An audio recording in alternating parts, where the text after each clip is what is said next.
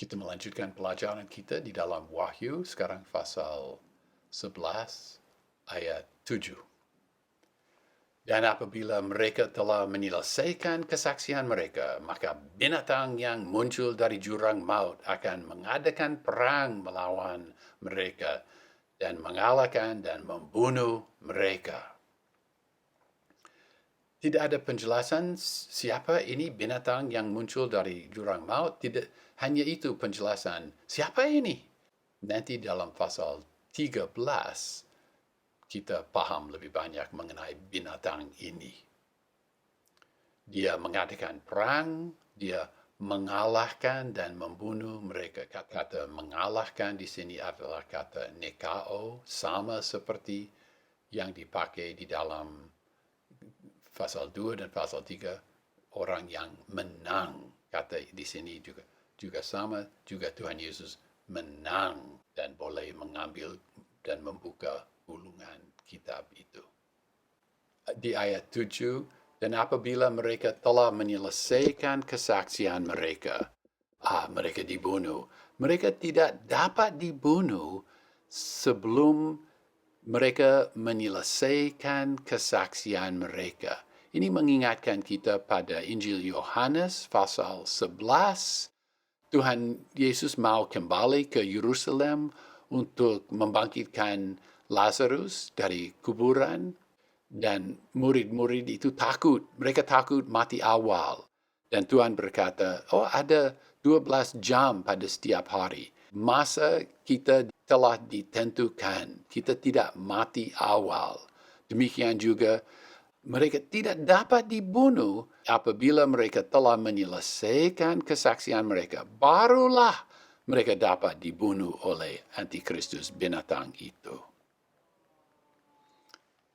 Ayat 8. Dan mayat mereka akan terletak di jalan utama kota besar itu, yang secara rohani disebut Sodom dan Mesir, di mana juga Tuhan mereka disalibkan.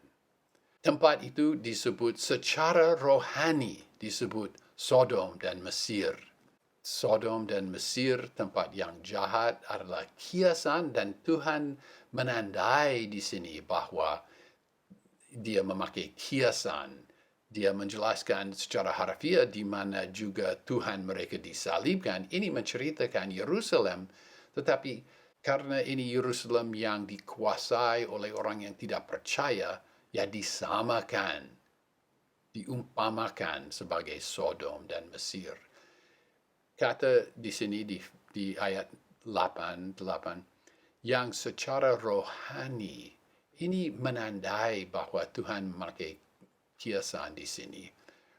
Ya, kita sekali lagi kita berusaha untuk selalu menafsirkan secara harfiah, tetapi di sini ada penjelasan. Sodom dan Mesir adalah ungkapan yang dipakai secara rohani. Kita tidak berhak untuk mengambil apa-apa yang boleh diterima secara harfiah. Ini harus diartikan secara rohani. Ini harus diartikan secara rohani. Ini harus tunggu dulu. Jauh lebih sehat prinsip penafsiran kita. Pahamilah seharfiah mungkin. Tetapi di sini, ya jelas. Yang secara rohani disebut Sodom dan Mesir, di mana juga Tuhan mereka disalibkan. Jelas harfiah, nama harfiah dari tempat itu adalah Yerusalem. Ayat 9. Dan orang dari segala kaum dan suku dan bahasa dan bangsa melihat mayat mereka selama 3,5 hari, dan mereka tidak memperbolehkan mayat mereka diletakkan di kubur. Mayat yang tidak dikuburkan adalah penghinaan yang sangat berat.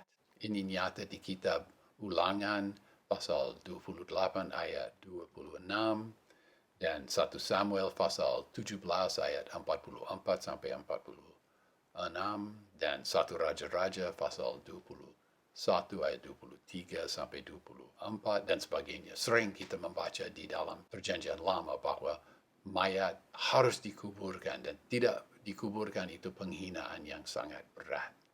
200 tahun yang lalu kita tidak dapat membayangkan bagaimana mereka dari segala kaum dan suku dan bangsa dan bahasa dapat melihat mayat mereka.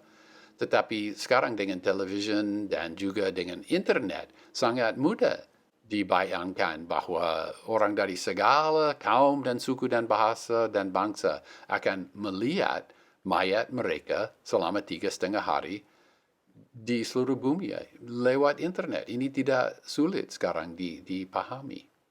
Dan mereka tidak memperbolehkan mayat mereka diletakkan di kubur. Ini suatu penghinaan yang besar.